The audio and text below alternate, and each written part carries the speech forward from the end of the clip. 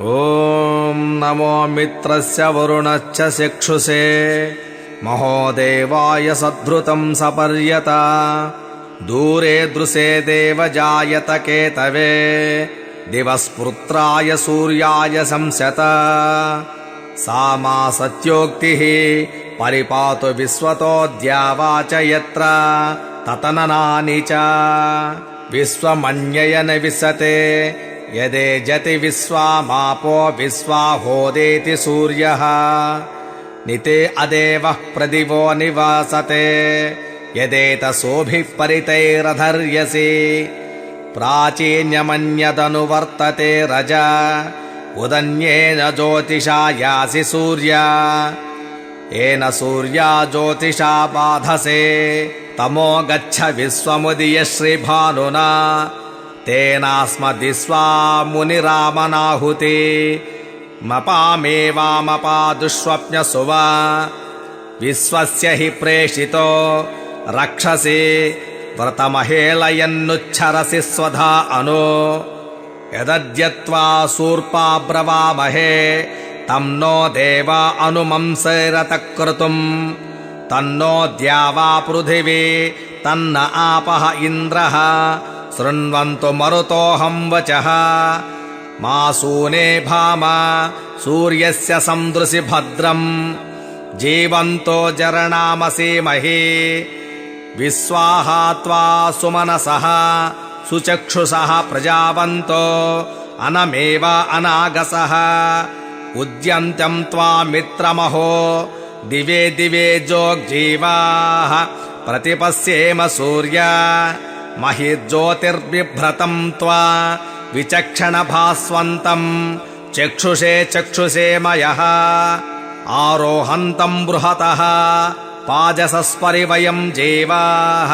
प्रतिपश्येम सूर्य यस्य ते विश्वा भुवनानि केतुवा प्रचेरते निच विशन्ते अक्तुभिः अनगास्त्वेन हरिकेश सूर्याह्नाह्नानो नस्य सावस्य सोदिः स्यन्नो भव चक्षुषा स्यं नो हनास्यं भानुना स्यं हिमास्यं धृषेण यथा समसद्वश्चन्दुषे दूरोषे तत्सूर्यद्रविणं देहि चित्रम् ॐ शान्तिः शान्तिः शान्तिः।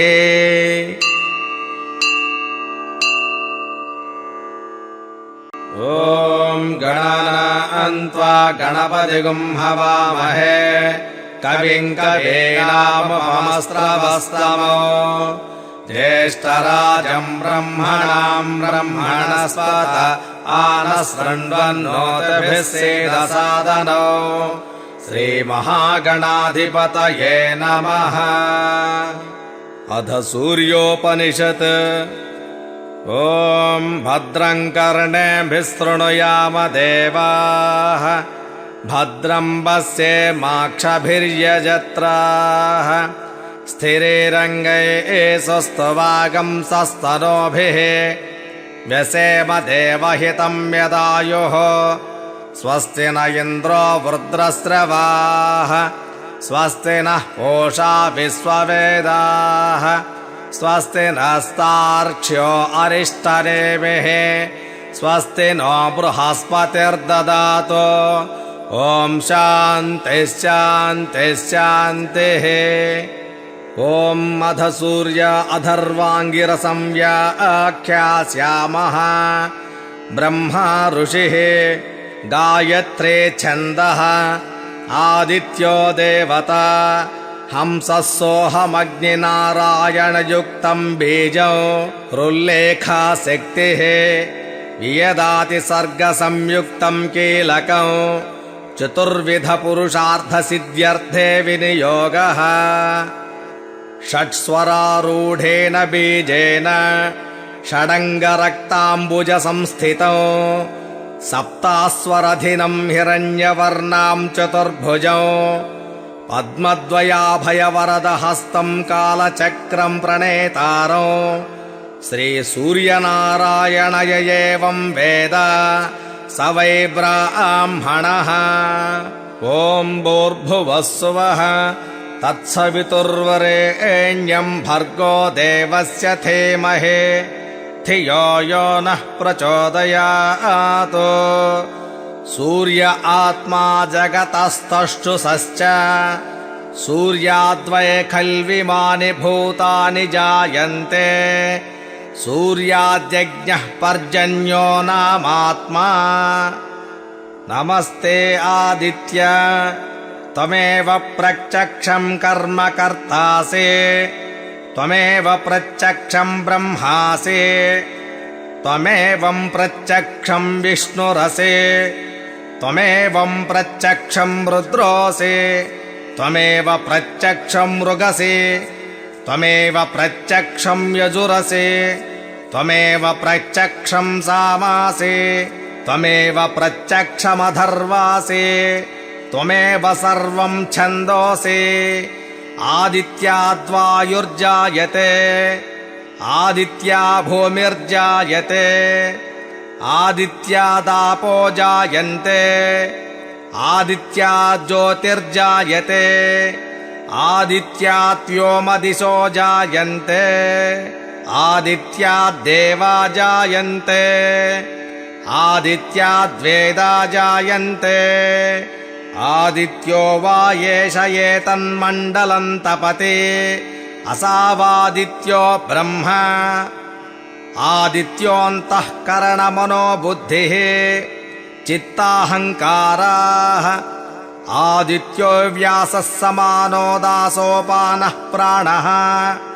आदित्यो वै श्रोत्रत्वक्चक्षुरसनघ्राणाः आदित्यो वै वाक्पाणिपादपायुपस्थाः आदित्यो वै शब्दस्पर्शरूपरसगन्धाः आदित्यो वै वचनादानागमनविसर्गानन्दाः आनन्दमयो विज्ञानमयो विज्ञानघन आदित्यः नमो मित्राय भानवे मृत्योर्मा पाहि भ्राजिष्णवे विश्वहेतवे नमः सूर्याद्भवन्ति भूतानि सूर्येण पालितानि तो सूर्ये लयं प्राप्नुवन्ति यः सूर्यः सोऽहमेव च चक्षुर्नो देवः सविता चक्षुर्नवुत पर्वतः चक्षुर्धाता दधातुनः आदित्याय विद्महे सहस्रकिरणाय धीमहि तन्नः सूर्यः प्रचोदयात् सविता पश्चाता सविता पुरस्ता सवितोत्तराता सविता धराता सविता नः सुवतो सविता नो रासतां दीर्घमायुः ओमित्येकाक्षरं ब्रह्म गृणीरिति द्वे अक्षरे सूर्य इत्यक्षरद्वयम् आदित्य इति त्रीण्यक्षराणि एतस्यैव सूर्यास्याष्टाक्षरो मनुः यः सदा हरिहरर्जपति स वै ब्राह्मणो भवति स वै ब्राह्मणो भवति सूर्याभिमुखो जप्त्वा महाव्याधिभयात् प्रमुच्यते अलक्ष्मीर्नश्यति अभक्ष्य भक्षणात् पूतो भवति अगम्यगमनात् पूतो भवति पतितसम्भाषणात् पूतो भवति असत्सम्भाषणात् पूतो भवति मध्याह्ने सूर्याभिमुखः पठेत् सज्जोत्पन्न पञ्चमहामातकात् प्रमुच्यते सैषा सावित्रीं विद्यां न किञ्चिदपि न कस्मैचित् प्रशंसयेत् एतां महाभागः प्रातः पठति स भाग्यवान् जायते पशून् विन्दति वेदार्थं लभते त्रिकालमेतद्यप्त्वा क्रतुशतफलमाप्नोति अस्तादित्ये जपति स महामृत्युं तरति स महामृत्युं तरति य एवं वेद इत्युपनिषत्। ॐ शान्तिः शान्तिः शान्तिः।